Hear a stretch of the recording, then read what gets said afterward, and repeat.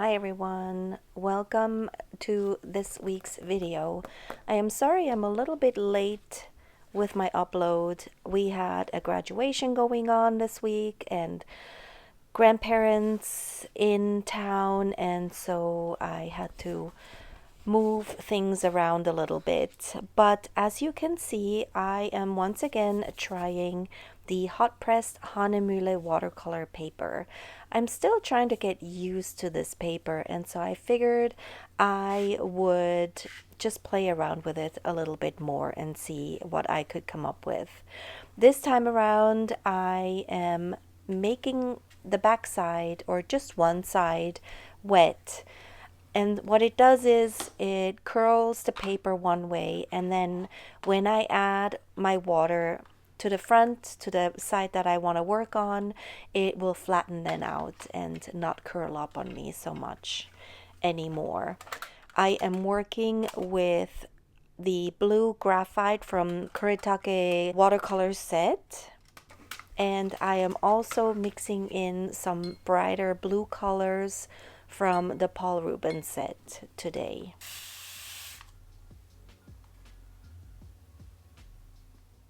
As you can see, now that I'm spraying the water on the paper, it automatically flattens out again, and that's just a handy trick in case you are struggling with curling paper yourself. So I add quite a bit of water to this, and then I decided to try out the Schminke Aqua Bronze in the, it's a very light gold that I'm using. I can't remember now what it's called. I will list it in the description box below the video. Apparently this gold already has a binder in it, so all you need to do is add water.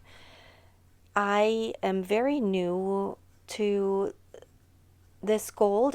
When I first bought it, I didn't realize it came as a powder form. So I was a little surprised when I opened it for the first time. So I am applying it here the same way I would with the other gold that I have. But what I've noticed is that applying it this way makes the gold float almost on the surface a little bit more and not settle into the paper until it's dry. So that was a little bit interesting to me, and you can see it very clearly there. The pigment is just floating around on top. I don't think the other gold does it that way. It's beautiful if you use it for painting, and I have not used it for just painting as much because it's a fairly new product to me. So I am still also trying to get used to that.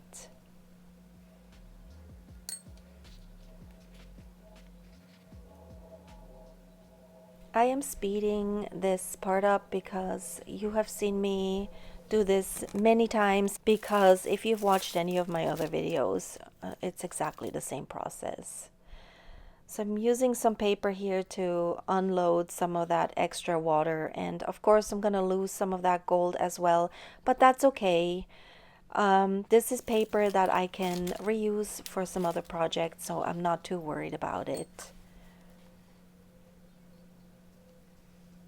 When I do that, I then apply some more paint, because by getting rid of the water, I'm also getting rid of the paint, and so I am just reapplying it.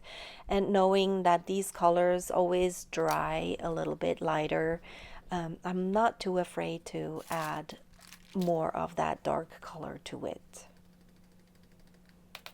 I'm just shaking some more water off here. It's a little bit of a dance. You add, you subtract, and you work with the background until you're happy with it.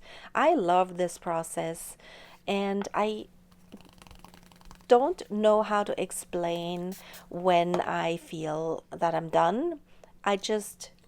Whenever it feels right, whenever it feels like the colors have dispersed enough, or there's enough contrast in there for me to hopefully find something to doodle on, that's when I'm done. But of course, it's also always a little bit of a surprise because no two backgrounds dry the same way. So what I usually see is not what I usually end up with.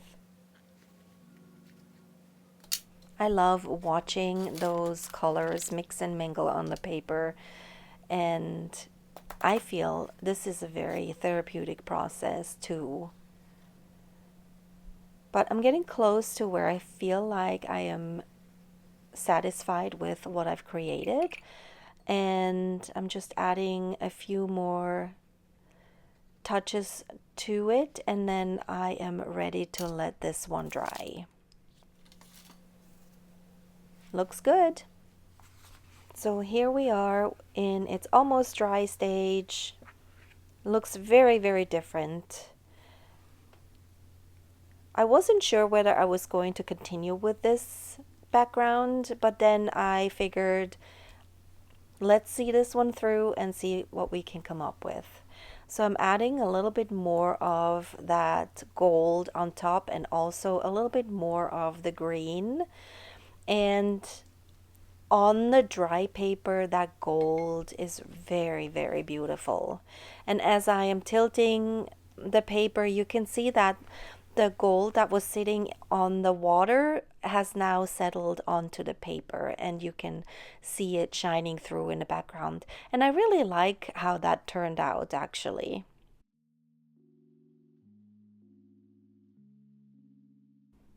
Now I'm starting with the doodling process, and it can be a little bit frustrating, especially if I don't feel connected to the background as much.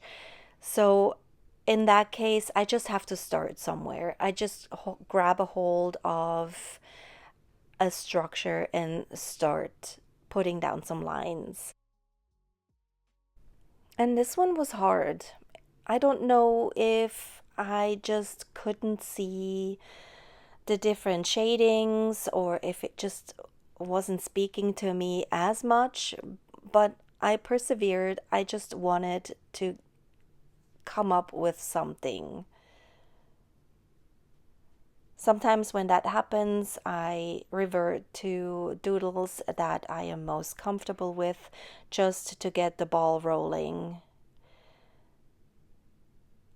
I studied this background for quite a long time before I started the doodling process, and nothing sparked my interest.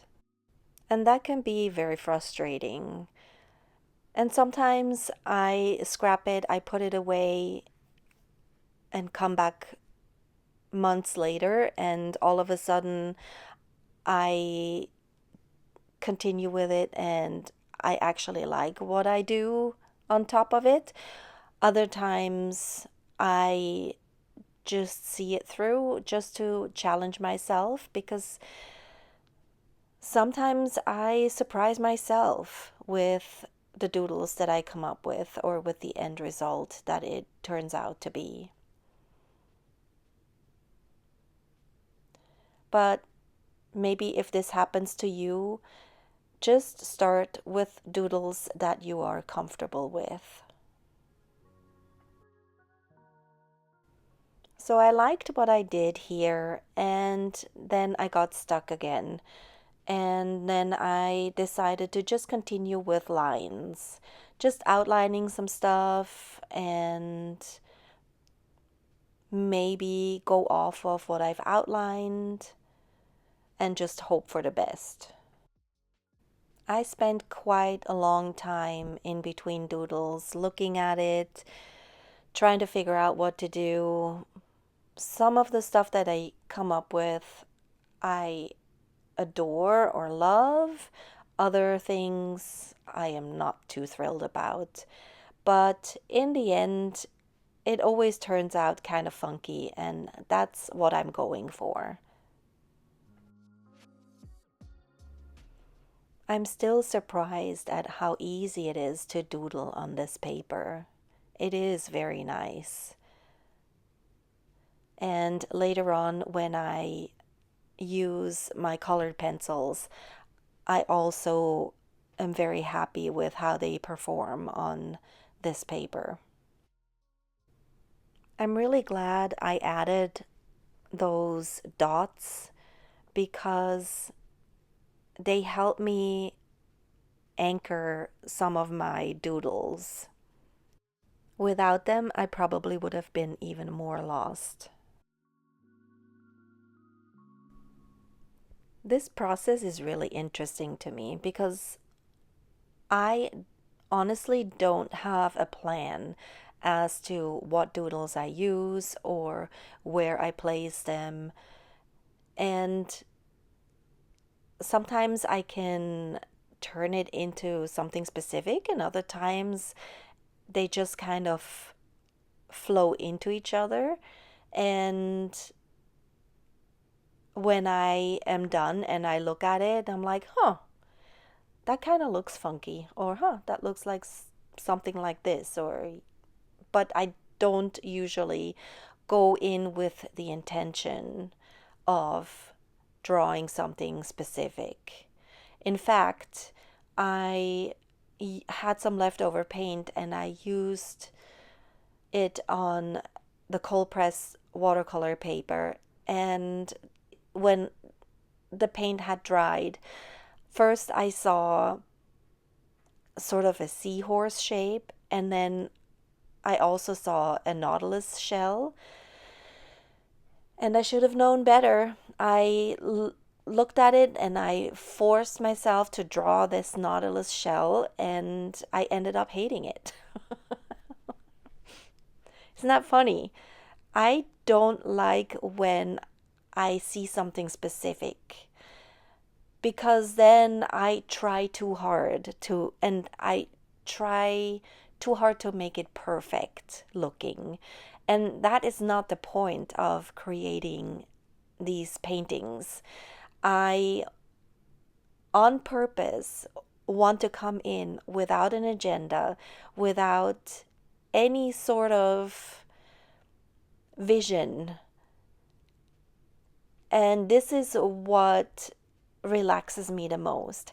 If I see something and then I want to highlight that by outlining it and drawing it, that's most of the time when my brain switches to my more OCD side and wants it to be perfect. And I have found that way more stressful than just going in and just doodle and see what you come up with. So I don't know whether I'm going to go back to the other one and try and fix it, but I put it to the side. I didn't want to look at it anymore. And then I brought this one back out and I continued with this one. And in the end, I was very happy with how it turned out. And I just want to mention that if you don't work that way, that's fine. You don't have to do it the same way that I do or that other people do that you watch. You find your own style and the way you feel when you create something. There is no point in trying to imitate somebody when it doesn't feel right. And I hope you understand what I'm trying to say.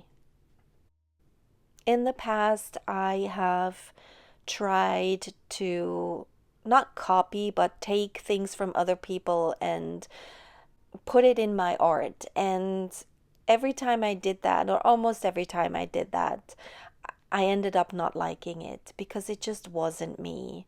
And once you have found your own style,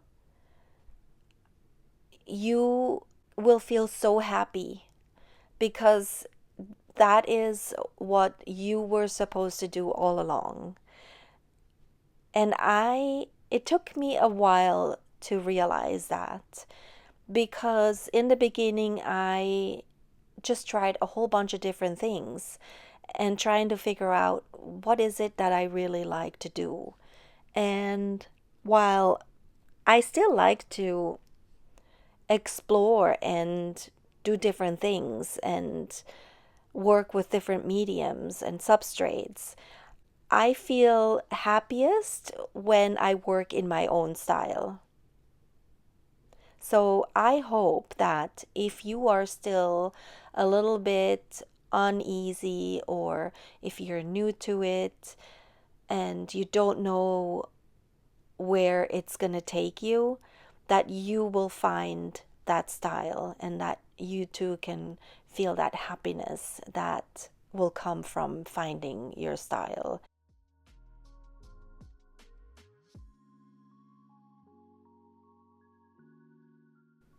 So I hope what I just talked about made a little bit of sense. If not, hopefully at least you enjoyed watching this process. I am so glad you came to visit me today, and I hope to see you next week.